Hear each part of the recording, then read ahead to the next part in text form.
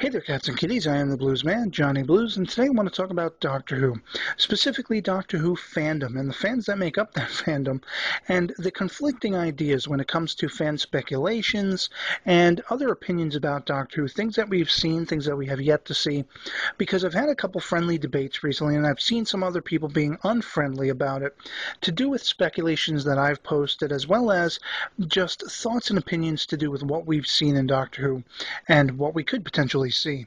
Now, a lot of this has to do with the Daleks as portrayed in Asylum of the Daleks, and I've run into a lot of people who really believe, they heartily believe that the Daleks behaved wholly uncharacteristically in that episode.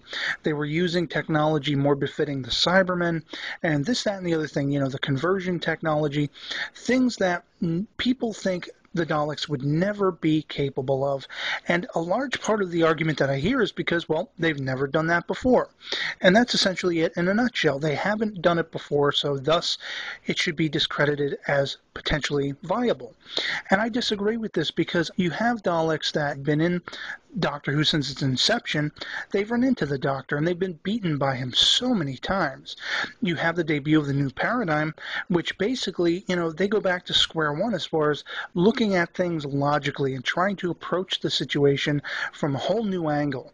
And I really believe that the Daleks, even the old Daleks at some point, would come to the conclusion logically that the things that they've tried before are not working. They haven't worked in defeating the Doctor. So you go into an episode like Asylum of the Daleks, and you see Daleks using apparatuses and things more befitting of the Cybermen, converting humans who they see as impure and wholly impure, and this just racial bigotry, and people are finding it unacceptable. Yet, if you look at Victory of the Daleks, which may be a little more recent, but you have Daleks acting subservient to humanity, and they're doing it for a purpose. They have a goal in mind. And right there, they're acting uncharacteristic. This goes all the way back to the power of the Daleks. I think it's a missing second Doctor story where you have Daleks, again, acting subservient. Okay, granted, they're Daleks that crash landed, and they're somewhat weakened, and they have no choice, but they are not above thinking outside the box and coming at things from a new strategy to attempt their goal, to achieve their goal. In this case, I believe the goal in Asylum of the Daleks was to trap and destroy the Doctor once and for all. And again, it's all about that thing. It's not something we've seen them do before, so thus it cannot be acceptable. Well, on the other side of the aisle, I've posted fan speculations and things like that about how Jenna-Louise Coleman's character coming up in Doctor Who as the companion Clara, if that's who she is actually going to be, and I posted a theory saying that she could be a time agent. I built off that theory with another video saying, what if she was a time agent in a test selector? And people are losing their crap over the fact that I've come up with this because it sounds outlandish to them. It sounds like, oh, so much fan fiction. And thus, in a nutshell, it boils down to the opposite side of the argument as the Daleks acting sort of uncharacteristically, that it's not something we've seen before. Well, the fact that they've used a test selector before means we have seen it before, thus it cannot be possible. And so I just really find it interesting that we're playing both sides of the same coin in different sides of arguments, and everybody seems to want to have their cake and eat it too. Now, for me personally, when I upload a video talking about speculations, it's just ruminating on an idea. It's just having fun and exploring the possibilities, and I don't mind if people disagree with it. I don't mind if people ridicule it and call it stupid, but at least back it up with a little more than, oh, it's something we've seen before, as far as why you're dismissing it. It sounds unoriginal, or it sounds too half-cocked. Some of the things we've seen in Doctor Who in the last 7-8 years has been half-cocked. It's stuff that people talked about ahead of it happening, predicted, and people said there's no way in a million, oh, wait a minute, it actually just happened. You were right. Other things have been completely outlandish and have been proven to be so, but that's not even what concerns me. It concerns me that people are getting all hot and bothered and saying this is impossible because either we've seen it before or we've never seen it before. There has to be more to it. You can't point to all this evidence and just say, well, it's not possible because it's never been that way before.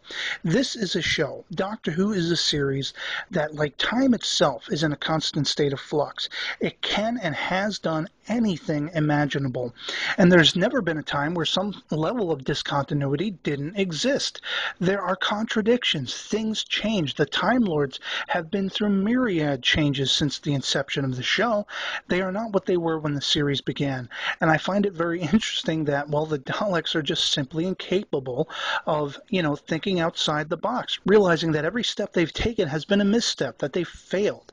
So thus, they would think of new ways they could do what they set out to do, and that is destroy the Doctor. Well, of course, if we examine Asylum of the Daleks a little bit deeper, you look at the Asylum, you look at all these sort of elite Daleks that, were said to be beautiful by the Parliament of the Daleks, but at the same time they want to destroy it. Well, right there you have a contradiction in one episode. And to me, it isn't so much a contradiction if you look at the fact that they're trying to destroy the Doctor. Why convert humanity? Why convert humans to their purpose? Because they know that's the swiftest way to lure the Doctor in. Not just grab his companions, but put other innocent humans at risk. And then you have this asylum. Well, why does this asylum even exist? If the so-called Parliament of the Daleks believes what is contained within it to be beauty and perfection. Well, of course, you're going to want to send the Doctor, your greatest foe, into the lion's den, the den of the Asylum of the Daleks, where all of the worst, or most beautiful and best, the elite of the Daleks are. Because, you figure he'll never get out alive. Well then, okay, why then blow up the asylum at the end of the episode like they said was their intention? Obviously, because if the elite Daleks inside failed, they're going to want to blow it up because they want the Doctor blown up with it. They didn't expect Oswin to be in there helping him, and that's probably why she was there to begin with. She was probably a time agent and a test selector, and she was there to save the Doctor from the Daleks finally beating him. I mean, this is all just fun. It's all just having an imagination, having fun with this show, because anything can happen, and anything has happened so many times, and nothing is ever concrete. Everything is evolving. Everything is changing at every minute, just like time itself. And so why get hot and bothered? Why not explore new horizons and think outside the box? That's all I'm saying. Just let's have a great time talking about Doctor Who. So that's pretty much all I want to say on this today. I'm kind of done with my rant. And, of course, the comment box is always open. I'd love to hear from you guys what you think on all of it. So that'll be it for me. I hope you're all doing well. I'll catch you later. Peace.